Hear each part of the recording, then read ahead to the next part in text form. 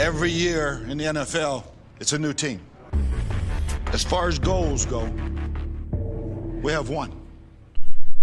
Putting a f***ing ring on our finger. Welcome to the Buccaneers Observer Podcast. This is Ralph Phillips. I'm Molly Bay. Today is September, what's the day, the 10th? 10th. September 10th. Negative 1 day from kickoff. Victory Friday. Victory fucking Friday. Hell yeah. Hello. I just came out of the gate cussing. Kind of murmured that under. I was like, freaking. Guys, we won. Yeah. Yeah. Not quite the blowout we were expecting. Yeah, the whole fact check and follow-up segment is going to be the whole podcast segment because it's going to be us fact checking and following up our horrendous, or more my horrendous estimation. Dude, but we won. Like hyped it up. Oh my God, I'm the hype man. Yeah, we are the conductors of the hype train over here. That's true. But you know that the suspense makes it a little more engaging, and we'll just go with that. Which suspense? In the game, all the stress.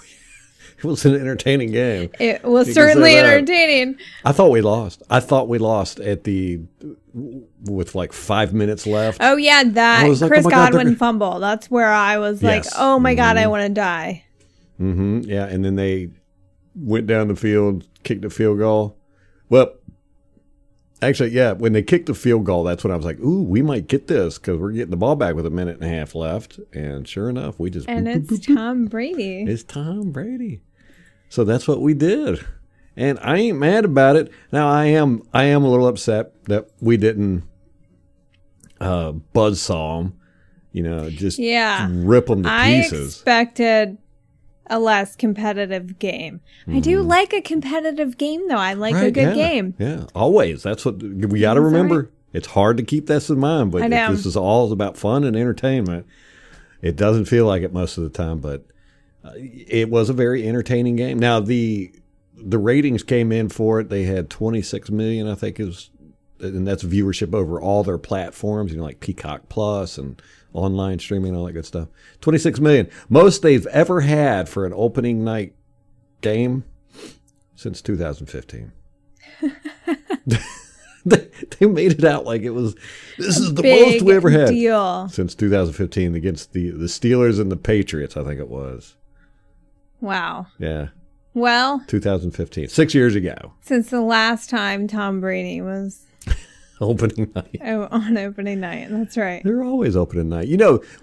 The 2003 Buccaneers, or 2002 Buccaneers that won the Super Bowl, I complained about how we didn't get as much accolades afterwards. We are the only team that, since the modern Super Bowl era, that didn't open the season. Every other winning Super Bowl team opens the season. Yeah. We didn't open the season, and we didn't get, home field advantage, of course, if you don't open the season. What? Yeah, it was one of those. Robbery. Yeah, we are the redheaded stepchildren of the league, man.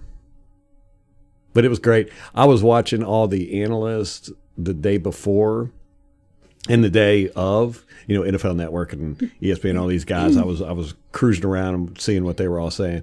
And Pat McCaffrey, how did he become in what, a year or so? He has become almost the go-to NFL guy.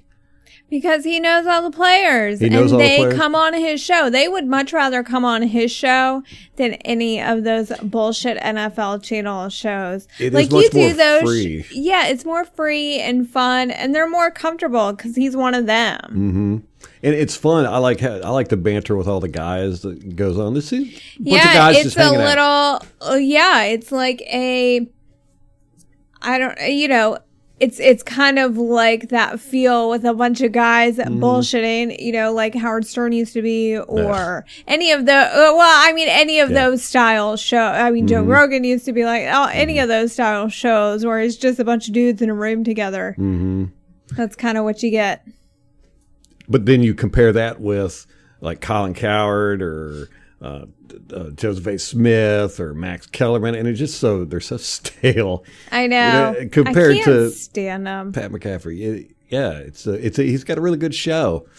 He's a very good entertainer. I love Pat McAfee because, was he the punter or the kicker? Yes, punter. Kicker. Punter. Pretty sure he was a punter. Okay. Yeah, I think so. But you think of a punter like as, I don't know, like they're usually the smallest guys on the team. They're not as in shape as all the other guys. And he is like a solid looking dude. He's big. Yeah. And it's just, he looks like a frat guy and he talks like a frat guy. It is like a big frat party every episode. Yeah. It's fun.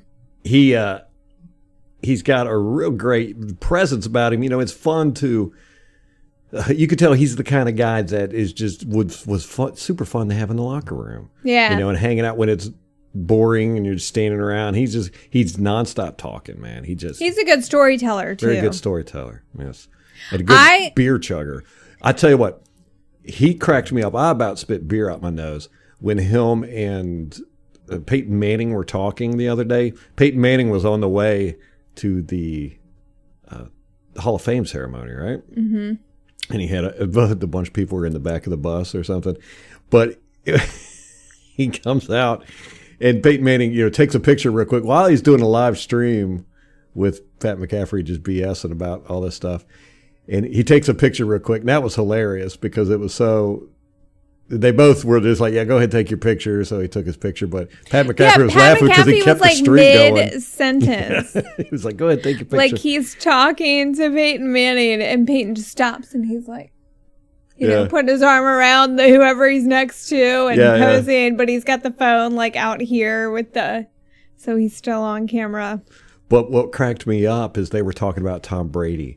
And Pat McAfee asked Peyton Manning about how Tom Brady is so good. And, you know, Peyton Manning is just hilarious. He's a funny dude, and he's a great talker. He's one of the best talkers. That guy, I used to love watching his press conferences because he would just talk. You ask him, they were lucky to get 2 or 3 questions in on him because as soon as they asked him a question, he was off. He was going, and he would talk the whole time. He talked 5 minutes on one question. Can you see Jenna Lane in a press conference with him? It'd be a battle between who could talk the longest. Who could tell the longest story? Oh, he would win. He would win.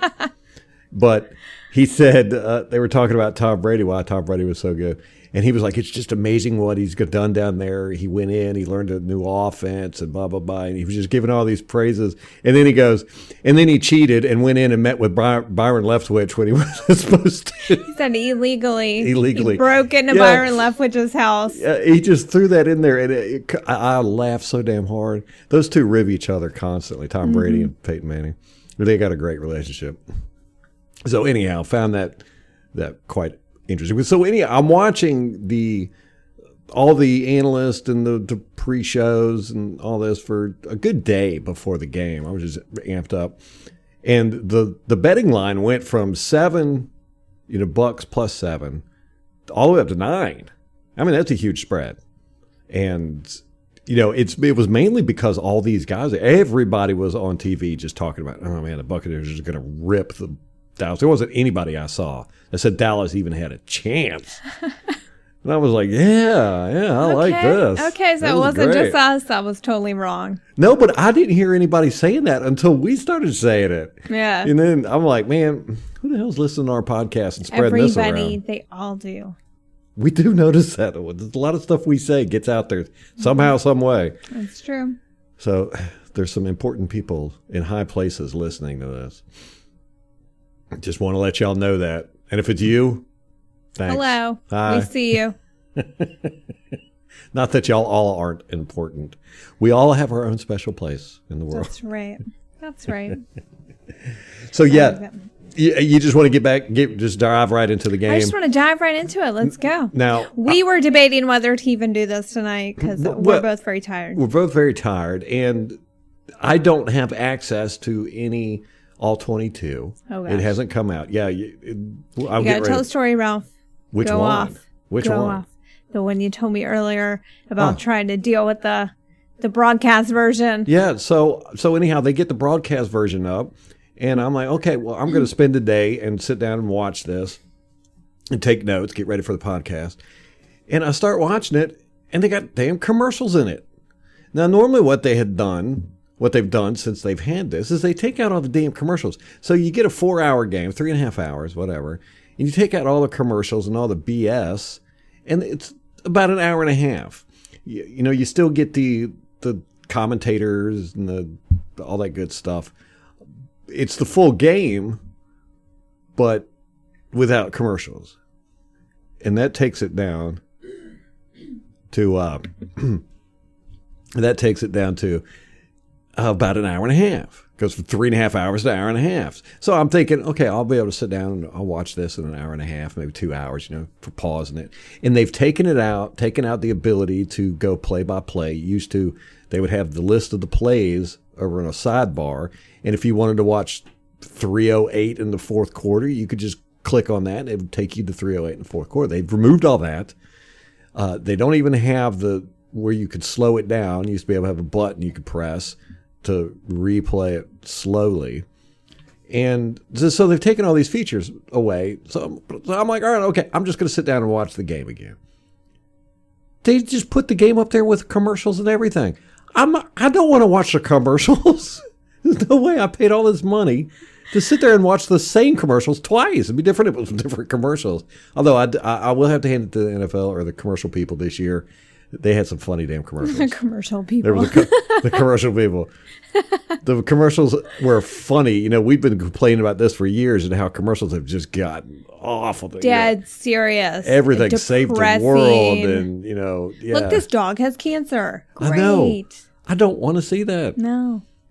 If I do want to see it, I'll go someplace to find it, but I don't want it thrown in my face all the time. Mm-hmm. So anyhow, they had some funny commercials, but I don't want to watch them over. I don't want to watch them again.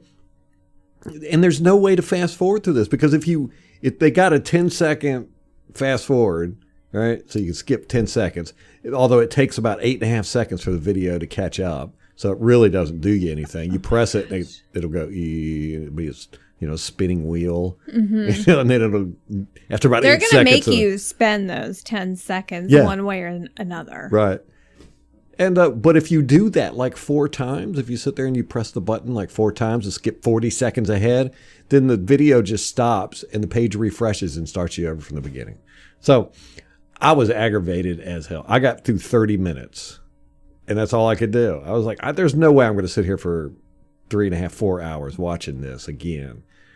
So what you get is a very detailed description of the first 30 minutes. That's going to be this podcast. And what Ralph remembers from being drunk last night. Yeah, it's not going to be a whole lot. And I haven't watched it either, so mine are also my... Yep. They don't have the condensed version up. I waited all day. Normally they have the condensed version up about 4 hours after the live version or the broadcast version goes up. And normally they would have the broadcast version up like within an hour of the game with all the commercials cut out. So I don't know if they made a deal with their advertisers to say, hey, you know, we'll force people to watch this shit again. Yeah, we'll keep this in the replay, so now people have to watch your commercials in perpetuity. You know, you're like, what in the world? It's really horrible. They've done an absolutely horrible job with Game Pass this year. Absolutely horrible. And if they don't get that all 22 up there, they are getting a strongly worded email from me. We had somebody say you should just shoot it off. Like, don't even give them the 2 weeks. Just send it. This is nonsense. Just do it. Peer pressure. Yeah. Do it. I'm surprised there aren't more people up in arms over it. Everybody's just kind of like, they're not going to bring it back, are they? Yeah. Yeah. They're just going to quietly go out into the night. Well, I wonder if they even have the competency to get it back. Yeah. How in the world are they going to do it? I just feel like they're completely incompetent. If they do all 22 like they're doing this, where you can't skip around from play to play, that's going to be useless. I would never watch all 22 on a tablet or a phone because you can't do it there. You know, the list of plays was not available. So I wouldn't watch it. I always watched it on my computer. But now, if they do it this way, it seems like, man, they are just being so slack and lazy. I don't know if they've hired a new company to do it. Yeah. It's like people who don't actually use the service. Yeah, right. Yeah. Like they have no idea why people even like it or what they get out of it. Yes, you are correct. which seems to be like most developers or Yeah. people that don't have any.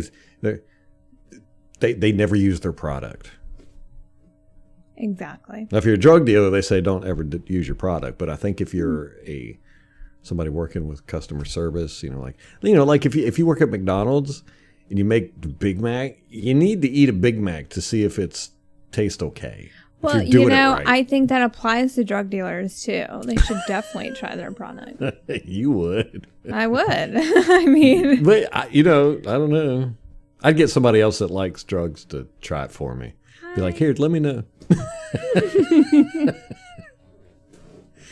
Same thing could be said about Big Macs, right? yes, absolutely. You're like, I would. Hopefully both at the same time. Give me the drugs and the Big Mac, same time. It tastes better. All right, come on. So much for a kid. Don't do drugs, kids. I know. Stay in school. Or no, what is it? Stay in drugs. Don't do school. That's right. Exactly. Yeah. Same thing. Okay, so to this game, what do you got? What are your thoughts? Okay, I have a total of 6 notes from the game. I will go through point by point. You took notes? Briefly, I think about midway through the third quarter, I was like, I got to write this stuff down. You know what inspired me to write things down? I do not remember you writing notes down. Yeah, because it was just a second. Okay. I just kind of brain dumped everything and going on up here, and then that was it. The first thing that inspired me to write things down was, did they sedate Bruce Arians before this game? Because he was just, every time the camera was on him, it was just this. Like dead serious. No, he wasn't even getting mad at the refs. I know, that was very strange. That is what made me think about it, because these refs were freaking horrible. They were so bad. Garbage. Complete and total garbage. We had 11 penalties for 106 yards. The Bucks did? Good grief. They did. The Cowboys only had 8 for 55 yards. So we doubled their penalty yardage. Damn. I don't remember that bad. Poof. Yeah, it was awful. Yeesh. And they picked on Jamel Dean. He kept getting these pass interference calls. How many did he get? I don't know. I remember one big one. Yeah, he did not have a good game. He didn't play that well last year, I didn't think. Well as we wanted to see him play. Right. I thought he should have taken a step up last year, and he kind of just, I would say, even got worse a little bit. And if he stays on this trajectory, I don't know, man. He's not out there playing. And they say he's a very stoic type dude. He doesn't let things bother him and all that stuff. But he's got to play with a little bit more passion, I think. Yeah, he seems a little inconsistent to me. And he made a couple of good plays. Uninspired, I would say. He's not a hype guy. Right. SMB hype guy all the way. Right. Winfield hype guy. Yeah. Yes. Carlton Davis hype guy. Yeah. But the thing of it is, we can't really say a whole lot about any of this because we don't have the all 22. Yeah. You cannot judge secondary guys based on broadcast. You can't do it. You just can't do it. That's why I hate Pro Football Focus, because they do it, or they claim to do it. You can't do it. You can't do it. You can't do it. If you don't have the all 22, you cannot judge anybody in the secondary. You can't do it. Sorry. It's just how it is, because so much stuff changes back there and moves around. Especially our system. Yeah. Sometimes you can see a broadcast version and you can see a guy following a guy, playing man coverage or whatever. And you go, okay, well, he screwed up there or he got beat or whatever. But generally, overall, you can't judge the secondary based on the broadcast. And then you never even know. You might watch the all 22 and you see everybody else is playing zone except for that guy who's playing man coverage. You go, oh, he screwed up. He wasn't supposed to be in man coverage. That's what the problem was. And then that's pretty obvious at that point. Yeah, pretty obvious. It was a little scary, the injuries to the secondary. Oh, my God. So let's talk about that. Okay, Sean Murphy-Bunting's arm. Well, I cannot believe they're saying that he might come back. Yes, Bruce Arians came out and said that it was a dislocated elbow, which shocked the mess out of me. You could see bone, like right yeah. underneath the skin. It was so bad. His elbow was like the wrong direction. Like it does not go that way. It was friendly fire, right? With Yes, Winfield. Mm-hmm. And there was that Dallas guy in there too. But it looked so awful. It looked so bad. And thank God we brought Andrew Adams up from the practice squad. No doubt. There was a couple of us, Andrew Adams and Jaden Mickens, that they kind of just squeezed in there that nobody was expecting. Out of nowhere. We put Jalen Darden, inactivated him, and brought Jaden Mickens up from the practice squad, brought Andrew Adams up from the practice squad. Now, where did we get the space to bring him up? Okay, so we had Jalen Darden, Kyle Trask, Keyshawn Vaughn, Jordan Whitehead, safety Chris Cooper, guard Nick Leverett, and defensive lineman Khalil Davis. They were all inactive. And then so we elevated Andrew Adams and Jaden Mickens. Damn. So you can have 6 inactive people on your squad? Yeah, we had 7. We had 7 inactive. They keep changing all these damn rules. I can't keep up with any of them. Yeah. So, so we brought Andrew Adams up, thank God. Yeah. And he played great, I thought. Yeah. He was out there making plays. Well, and thank God that we had him because, I mean, SMB, we had all these issues Edwards in our secondary. SMB got hurt. Yeah. So thank God that we had all this secondary depth. Although I wasn't, I would definitely say of all of our depths, that's the weakest. Although I think in our preview, we're like, yeah, we got great depth in the secondary. Yeah, well, you're missing 2 people. And then also Jordan Whitehead, so really 3 people. Oh, yeah, that's right. Yeah. It's, you get a little strained back there. And gosh, that injury to Sean Murphy-Bunting, it was just. Yeah, I thought he broke his forearm. Yeah. And it looked to me like it had snapped right before the elbow. Yeah. But then when Bruce Arians said that, I went back and watched it. That's actually where I stopped watching at the half-hour mark on the thing because I wanted to get a video clip of that. And as soon as I did, I was like, okay, I can't do this anymore. I'm just going to stop watching commercials. But you could see it was just his elbow had come out. Okay. But I mean, it came out. It was out. It wasn't. Well, then you got to worry about ligaments and all that shit in there. Yeah. So he'll probably be out for a couple weeks. Right.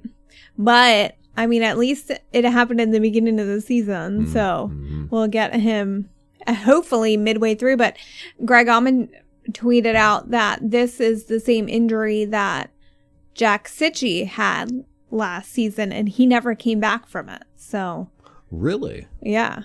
Oh. So we'll see. I don't know.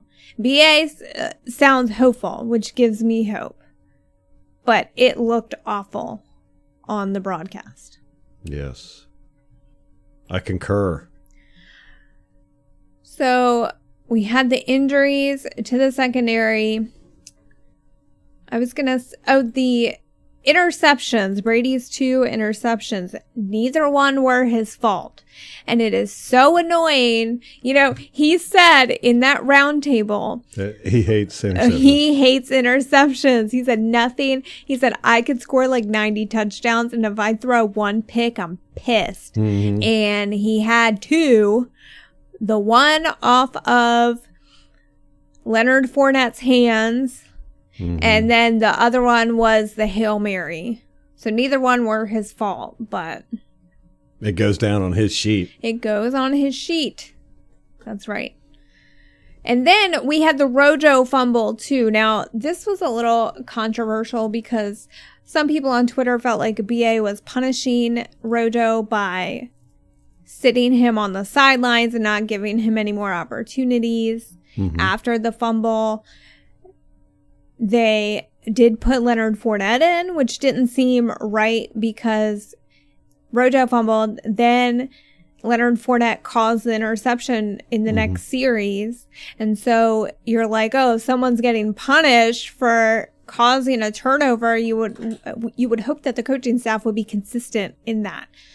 But BA said today that it was not that Rojo was being punished, but that he mentally just could not get over the fumble, and you kind of saw it on the sideline. Like, he looked... Oh, he looked like he was going to cry. Yeah, he just did not... You know, he had the towel over his head. And other people had said, like, oh, BA's too hard on Rojo sometimes. I just don't get that sense from BA. Like, BA is very much about meeting the players where they are. And from what we've heard about Rojo, he's very sensitive. Like, there's a story about him from USC where they talk about how he was growing up and he lost his father very early. And when he was young, he'd kind of hide behind his parents. He was very shy and insecure, and, you know, so he just wasn't. And so, it was, Todd McNair that said that, the running backs coach. I think that's where that came from. And so to me, I feel like BA would not do that to Rojo, knowing how Rojo is, knowing Rojo as a person and a player. I don't think that he would intentionally punish him, because that's certainly not how you get production from someone who's like that. Mm-hmm. I think that it probably was just a case of mentally Rojo couldn't get over it. You know, a BA is just not like that. I don't think he's like that. And he's never been like that with anybody else. Like, look at with Jameis. He did not start talking publicly about Jameis until the very end of the season. Mm-hmm. Yeah. You know, and so to me, I don't think it's a BA thing. I think it's a Rojo thing. I agree with you. At first, I thought the same thing. I thought that he had benched him, but then when they showed him on the sideline, I was like, oh, he's going back to that, you know, I'm sad. Yeah. Which it sucks, because that fumble was not on him. I mean, that was a good play by the defender. It got punched out. Like, what do you do? I mean, that happens to running backs all the time. Mm-hmm. Yeah. It's, you know, it's not, to me, it's not a bad play on Rojo's part. And I hate that he was beating himself up about it. Right. Yeah. You know, we had some screw ups on our part. I want to give a lot of credit to the Dallas Cowboys in a number of ways that really surprised me. One, it was a great coached game. I mean, they did. Offensively, they changed their whole style of play to try and beat us, and it almost worked. You know, because they normally, they're a run first team. They run Ezekiel Elliott up the middle, and they started off with that, and then they just switched to these outside short passes the whole fucking game, just about, you know, and they were trying all kinds of tricky stuff and everything. They were doing whatever they could to beat us, and we're going to see that all year long now. You know, we got the target on our back. Every team that plays us is going to try to bring their A-plus game to try and beat us, and they're going to have to bring their A-plus game. I think with Dallas, that's probably the best you'll see them play all year. Now, I got it handed. Dak Prescott played great. Mm-hmm. They devised a plan to get that ball out of his hand as quick as possible, and he did great. He was making great decisions, and, you know, very accurate. And I thought it was just very good on Dallas's part. They did everything they could to beat us. They got close. Mm-hmm. Yeah, I don't think we gave them enough credit going into this. For sure, we definitely underestimated them. Yeah. Yes, definitely. From what I saw on film, I was just not impressed with them. And then they came out playing the way they did. I was like, uh-oh, they are wanting to beat us. Mm-hmm. They are dead serious about this mess. You know, I think a lot of them had something to prove. You know, Dak Prescott had something to prove. Mm-hmm. The defense definitely has got something to prove. You know, they got to prove that they can stop the run. Dane Quinn's got them out there all jacked up, juiced up, and everything. I thought Lawrence played great. I mean, he was beating a mess out of Tristan Wirfs all game. Yeah, Tristan Wirfs did not look good. That's why I want to get this all 22 so I can see all this. I have not seen Tristan Wirfs get beat like that ever. Yeah. And I saw him get beat quite a few times. He got thrown to the ground once. I was like, what? Yeah. So you got to give it up to Dallas. I thought they did a great job. Their defense did, but their offense especially. They came out with a game plan that was really, I think it might be a blueprint for a lot of teams in the league. They're going to be like, oh, that's the way to do it. These quick drop backs, 3-step drop, throw to the outside. Get away from the guys up the middle, our front seven. Try and you can't do anything with those. Like, why would you try? It's kind of insulting. Yeah. Like you're going to try to run it up the middle. Yeah. They had, what'd they have for run yardage? They had 60 yards. 60? Elliott had 33. He had 11 carries. Pollard had 14 yards, and then Dak Prescott had 13. Yeah, see, that's not their game at all. Yeah, they had 18 carries total. The longest was 13 yards. 3.3 yards per rush. We had 3.7 yards per rush. Now, interesting stat for all you stat guys. Last year, Ronald Jones had 5.1 yards per carry for our team. That was a franchise record. That's how good we were last year. Nobody knows that. That's not because we broke so many records last year that a rush per average record is buried down at the bottom. And nobody even knows it. But yeah, 5.1 yards per carry average last year. And he almost hit 1,000 yards. Almost hit 1,000. 22 yards short. Yeah. That was hurt. I know. So, yeah, I thought that they played great. Their defense, got in Tom Brady's face. They did. We didn't have any sacks, though. We had one. Oh, no, they didn't sack Brady at all. No, they didn't sack Brady at all. And then there was a stat. Hold on. Let me find it really quick. So, Tom, this is from Greg Auman. Tom threw 50 passes, had 0 sacks. They had 0 TFLs. Damn. Out of 64 offensive plays. Wow. So the offensive line, with the exception of Tristan Wirfs, although he did not give up any stats. So I'm like, is it negligible at this point? I mean, he might have got beat, but... Right, if it didn't damage anything, I know. Doesn't matter. Yeah, no harm, no foul. If a tree falls in the forest and nobody gets sacked, did it really fall? I know. But we had a lot of screw-ups on our behalf. You mentioned the interception, Fournette. Brady had to lob it. It was a very gentle pass, and it bounced right off of Fournette's hands. He jumped up. I don't know if he had to or not. I don't think he did. I think he just did it out of a reaction because it was coming so slow. And it bounced off his hands. We had stuff like that all night. There was 3 or 4 beautiful passes that Brady threw right into open arms of open receivers downfield, and they dropped it. So it looks like we're going to have that issue again this year. But, man, he was throwing some dimes. Oh, my gosh. There was one to Gronk where I was like, I cannot don't know how he did it. Believe he did that. Like, I don't even know how that, and there was 2 defenders right there. It was just spectacular. Yes. Yeah, Gronk had a great game. Yeah. Let's look at his stats. He had 8 receptions for 90 yards, 2 tutties, 20 yard long. Oh, he caught every single one of his targets. He had 8 of 8. That one-handed grab was awesome. He did it like it was nothing, too. He just put his big paw out, grabbed it, and started running. He did. Yeah, he had a phenomenal game. He had a great game. No other tight ends caught anything, did they? No. I don't even remember seeing O.J. Howard out there. Do you have the snap count? Yes, I do. Would love to see who. O.J. Howard had 6 snaps. Cameron Brate had 18. Wow. What? Yeah. Was he on special teams? No, that's offense. Like offense? Yeah, I don't recall Brate out there. Yeah, me neither. Wow. So he played 28% of the snaps. O.J. Howard played 9%, and Gronkowski played 88%. Whoa. Okay.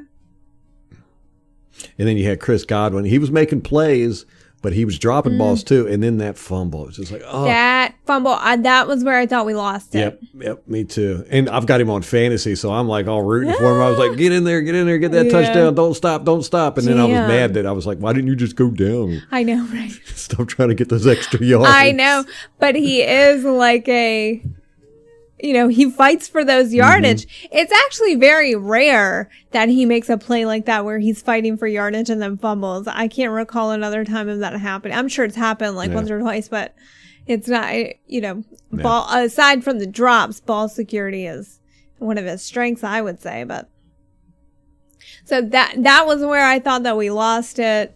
Thank God for the defense showing up. Yeah. Yeah, I thought they played really good. Vita Vea, of course, good Lord, he was just almost every play. So ridiculous. He was in that one play where he carried the lineman with it. It was like one of those nature documentaries where the baby monkey is hanging off the mom, just hanging on by the fur, and she's doing other stuff climbing trees and stuff. That's what he was doing. But he does that all the time. He will carry a lineman to the quarterback. He will tackle you with your center. Yes. No problem. And that one got highlighted because it was really awesome. But he does that every play. They're saying that lineman was 350 pounds. So that was 700 pounds going and tackling Dak Prescott. Yeah, that's incredible. But he was close. He was in Dak Prescott's face just about the whole game, and so was Shaq. So Shaq was ridiculous. There. Shaq showed up on the stat sheet. Sue got a few hits on him. Yeah, Shaq got a sack, right? He was the only one that got a sack. He got a sack, a TFL, and 2 quarterback hits. So he was doing pretty good last night. So Andrew Adams had a TFL and a quarterback hit. Yeah, nobody else showed up on the stat sheet quite like Shaq Barrett did. Yeah. I saw Sue get a couple of hits on Prescott, but they don't have him with quarterback hits. They don't have Sue with a quarterback hit. He's not even on the stat sheet. I just find that absurd. See, this is why I hate stats. I know. I know. And all the Sue detractors. Oh, there he is. Wait a minute. He did. He had a tackle. And also a quarterback hit. Okay. Yeah, I was going to say, because he slammed Prescott one time. Or just, he likes to push quarterbacks. Mm-hmm. So, Golston had a couple quarterback hits too. He was getting that ball out quick. Mm-hmm. Dak Prescott was not standing back there surveying the field. He was definitely. They had the game plan to let's get this ball as far away from that front 7 as we can, as fast as we can. You have to. Yeah, it's a good blueprint. And when you look at our defense, that makes sense. Our front 7 is just matched by no other. Right. The secondary, you're okay, if you're going to pick your poison, that's who I'm picking. Right, exactly. It's the secondary. Yeah, so I think we're going to see a lot of teams try that this year. But, a lot of teams don't have Amari Cooper and Gallup and CD Lamb. Well, I think, we'll let you go down the field. It's that pound the rock mentality. We'll let you go down the field and you can have that 8 yards. You can have that 6 yards. You can have that first down. You're not going any further than maybe field goal. Mm-hmm. And there's a good chance that somewhere in there we're going to get the ball. We're going to intercept it or make a play on it. So we had one good interception last night. Who was that? Carlton Davis. Yeah, it was a great interception. 25 yards. And then there was the one where Levante David jumped up and batted it. And was it Carlton Davis or Winfield was standing behind? No, I think it was Mike Edwards. Was standing behind him. The ball was coming right to him. And David jumped up and tipped it. And Edwards you see him on the goal line. He's like, oh, God, that was coming right to me. I was in catch position and everything. Levante was at the top of the stat sheet. 11 tackles, 5 solo, a pass defense, and a quarterback hit. So. Yeah, he played well. Yeah. Devin White, you didn't hear much from. It was very strange. But he was number 2 on the stat sheet. So. Yeah, he was with 10 tackles. But I think it's because of those 2, that's where they were attacking. Well, it was kind of that mid-range to the outside, and the linebackers are the first level of defense. They were having to run sideline to sideline. The linebackers were. They were constantly going to the edge because they were throwing the ball out there so much. Exactly. So to me, it makes sense that those 2 had led the stat sheet. Yeah. Yeah, those are kind of the 2 you want to lead the stat sheets. Yeah. You don't want your cornerbacks and your safety having the most tackles. Yeah. Okay, I want to talk about special teams. Oh my goodness. This was probably the highlight goodness. of the game, and I'm so happy about this. Finally, our prayers have been answered. Okay, first of all, Bradley Pinion. Like, he should have gotten a game ball. Game ball. Absolutely. Yeah, absolutely. I don't know. Brady played a very good game. Oh, but yeah. you got to give But Pinion huge credit. Okay. I wouldn't be mad if he got game ball. Yeah. Me neither. Okay, so he had 4 punts, 197 yards. His average was 49.3. He had 3 of the 4 were inside the 20. Good Lord. Yeah, the first one was at the 2. I think 2 or 3 of them were not just inside the 20, but inside the 10. Yeah. It was incredible. Wow. That first punt was just beautiful. Amazing. Yeah. Just phenomenal. Ugh, so good. Mm-hmm. So excellent. Which Bradley Pinion probably was the highlight of our special teams last year, but everybody else was so bad. Yeah. Like they couldn't stop a return to save their lives. Mm-hmm. But this year, I mean, this game, it was just, there was no return attempt whatsoever. Yeah. Yeah. At all. Yeah, it was like the exact opposite of last year. I know. So, amazing. And then Jaden Mickens. Good Lord, where did he come from? Jaden Mickens. This is the same guy last year that couldn't get anything. Nothing. I cringed every time he got the ball last year because I was expecting a fumble or, him to run 20 yards to lose 5. Mm-hmm. But gosh, last night he just phenomenal. He had a kick return. The longest was 41 yards. He had a total of 92 yards on 3 returns. Like, amazing. Yeah. Dude. So good. And then 2 punt returns for 21 yards and a long of 14. So he played lights out. I am so glad. And that strategy using the practice squad, like that was smart. It was so smart. So smart. So I thought Jalen Darden was it. Like he's going to be our starting returner. He's a 2nd round pick. Like they can't let him go. They can't cut. You're not going to cut a 2nd round pick. That's ridiculous. Mm-hmm. So they cut Jaden Mickens. So you're like, oh, he lost his job, which, at the time, rightfully so. And, then, so for this game, they have Jalen Darden on the roster, but he's inactive. So then you have the opportunity to bring up Jaden Mickens, and they do that. He starts at return. God, he just played lights out. Mm-hmm. And you have to wonder, is it because he got some legit competition and he was like, oh, I can't lose my job like that. And he just plays. Oh, it was amazing. So he was probably, I think special teams was like the highlight of the game for me. It was such a pleasant surprise. Mm-hmm. And I just hope that they keep it up all season.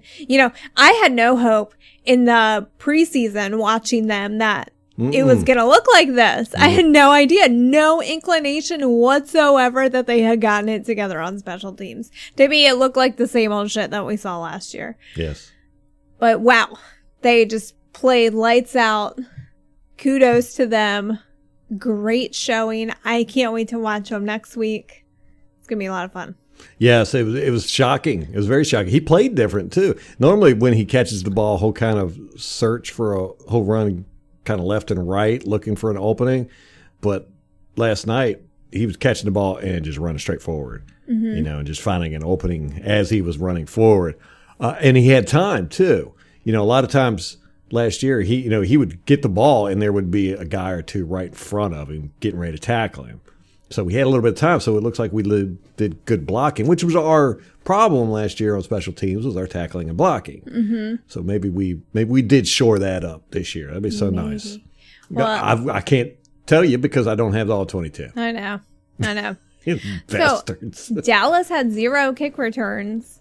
They had really? Yeah. They had 14 yards of punt return yardage. 0 kick returns and 14 punt returns. Man, we just shut down their special teams there. I know. Amazing. What an amazing showing.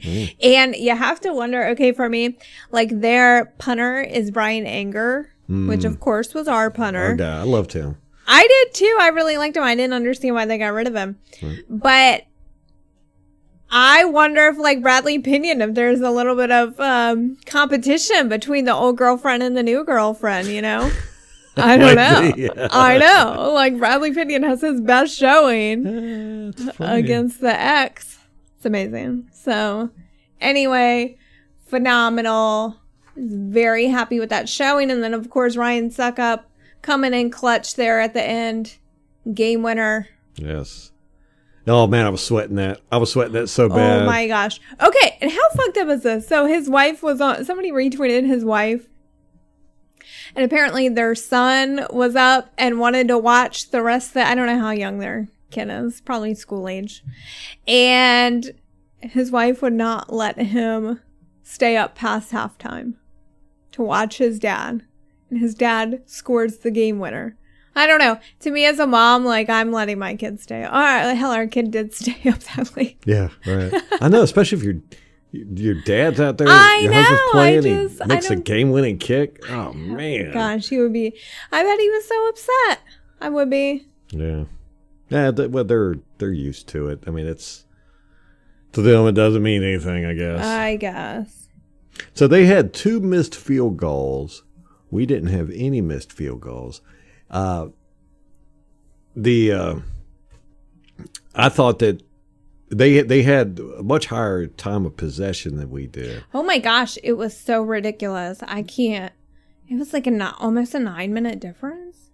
So they had the ball 34 minutes and 27 seconds. We had it 25 minutes and 33 seconds. Yeah, that's a huge difference. Huge. That's almost a 10-minute difference. I know, Ralph. What? Well, we were just getting it and just moving so efficiently down the field. Mm-hmm. Mm-hmm. We had, let me see, our first drive was a punt, second drive touchdown, third drive punt, fourth drive touchdown, fifth drive fumble, sixth drive interception, seventh drive touchdown, eighth drive interception. That was the halftime. Ninth drive was a punt. 10th drive was touchdown. 11th drive punt. 12th drive fumble. 13th drive field goal. So, it was punt, touchdown, fumble, interception, touchdown, interception, punt, touchdown, punt, fumble, field goal. We were very, very efficient with everything we did, even our fumbles, it looked like. We didn't play around. Even the mistakes. Yeah. They, on the other hand, were all over the place. Punt, touchdown, punt, missed field goal, touchdown, field goal, missed field goal, interception, touchdown, punt, field goal, end of game. That's a lot of field goals. Yeah, well, ours were touchdowns, theirs were field goals. Yeah. But, I think we were definitely the better team. I don't think we played. I'd give us a B plus. Yeah.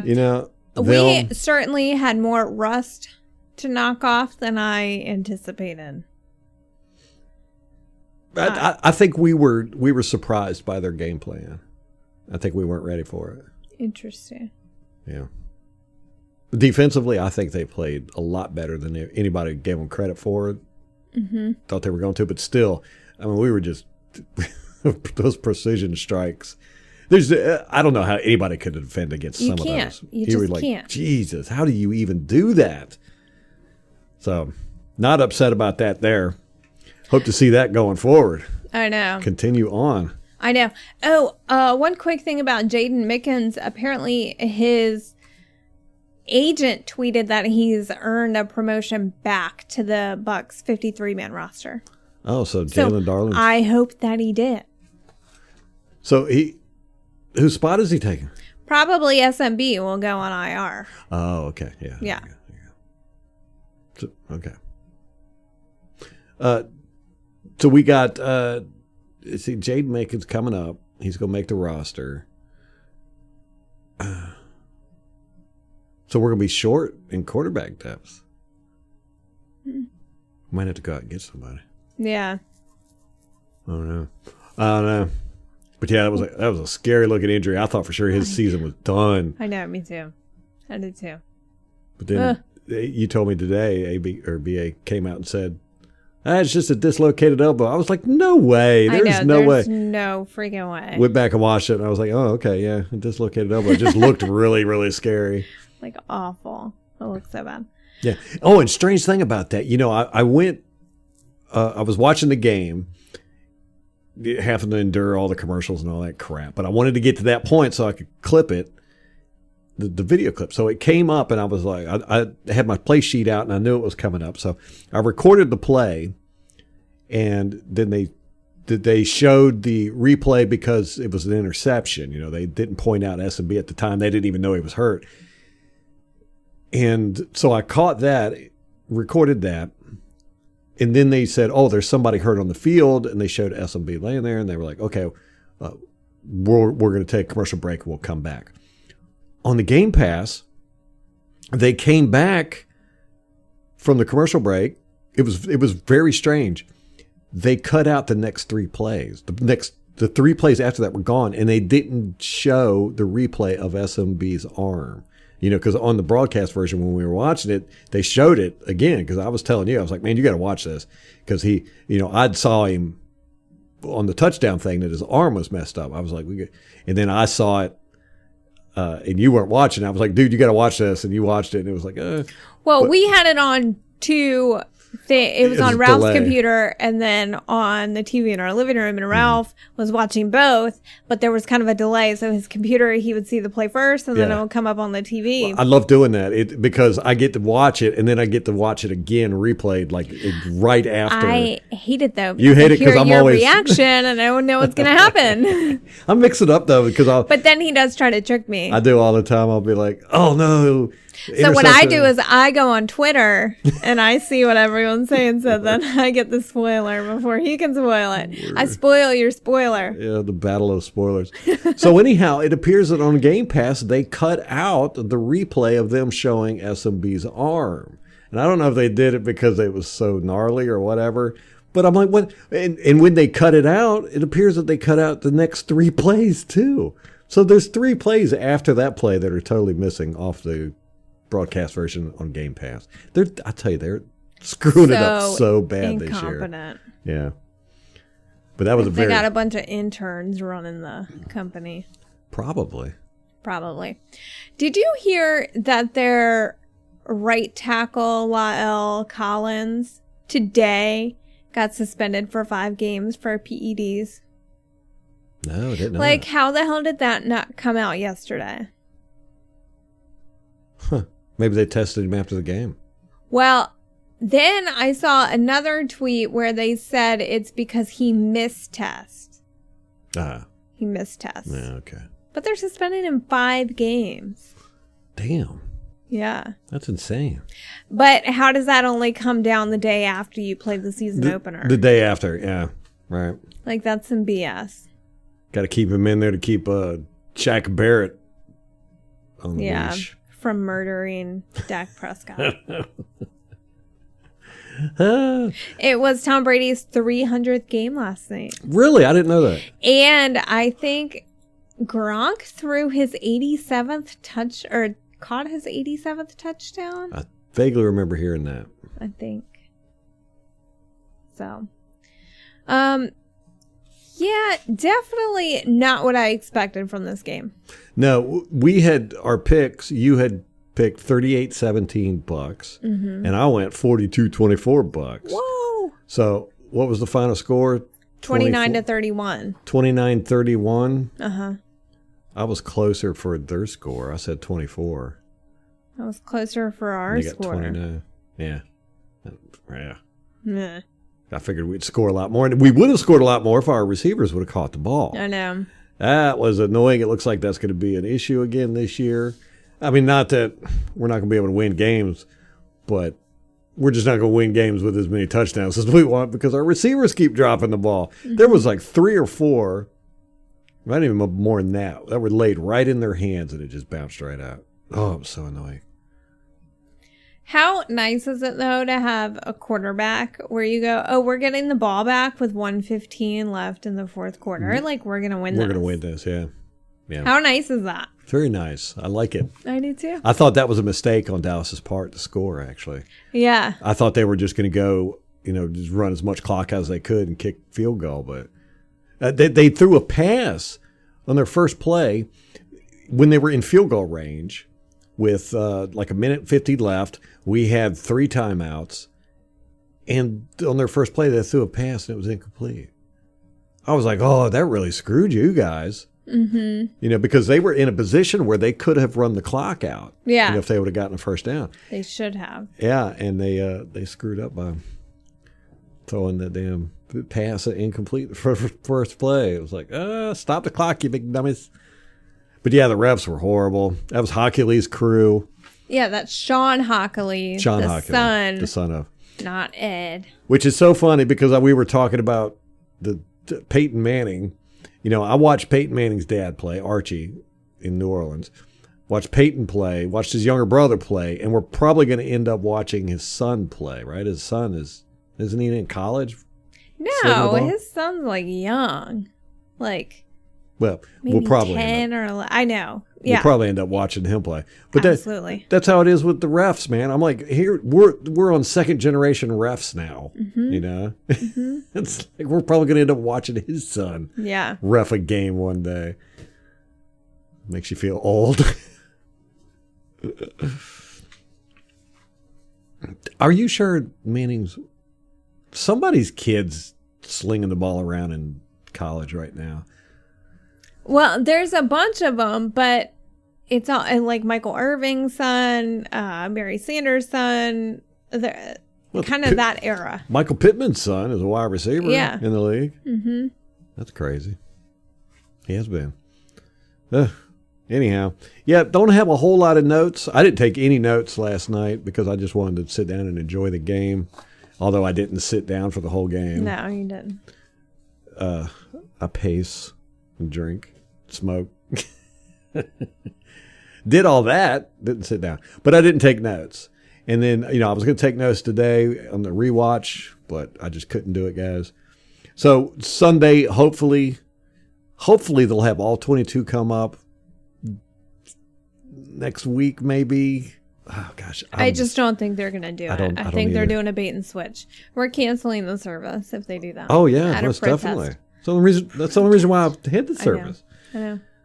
So we'll probably have more detailed, you know, when they get the condensed version up, me and Molly will sit down and watch it together and try to get some shots. We'll focus like for real this time. Yeah, you know, take notes. You were mocking, but I'm dead serious. And so we'll have more of a breakdown and some more analysis. More in-depth analysis. Probably, hopefully Sunday on our podcast. But we're also going to watch the Carolina's playing the Jets. The Jets. Ooh, what a horrible game. I don't want to watch that. But it is Sam Darnold going up against his old team. Oh, yeah, okay. There's that. Storyline. Yeah, storyline. And the Saints are playing. Hold on, I got the ESPN up. Okay, Philly is playing in Atlanta. The Birds. Dirty Birds. The Bird Bowl. Yeah, and Green Bay and New Orleans. So that should be a good game. Oh. That's Sunday at 4:25. We'll see how Aaron Rodgers does. I just don't understand why you would want to play on his team. He's acted like he doesn't want to be there. All that good stuff. It's going to be interesting to see how that plays out throughout the year. Mm-hmm. You know, hopefully it won't play out well at all.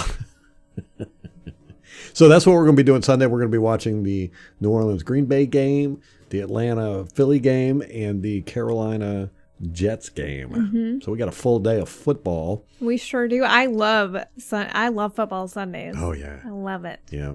I don't, we can do a podcast maybe, but I just love my Sunday football all day. We'll probably do it Monday morning. Okay. Yeah. No, because cool. I'm going to be a little tipsy. When has that ever stopped you? That's true. All right. Anything else? No, I think that does it. Okay. All right, guys. We are 1-0 right now. We are defending Super Bowl champions, and we are top in the league. Oh, yes. Yeah, we sure are. Nobody has a better record than us right now. That's right. And we could keep that up all year. Yeah. And Dallas is last in the league. Somebody owes me money too. I gotta text him. Get my money. Oh. Yeah. All right. That's gonna wrap it up for us, guys. Till next time. Go Bucks.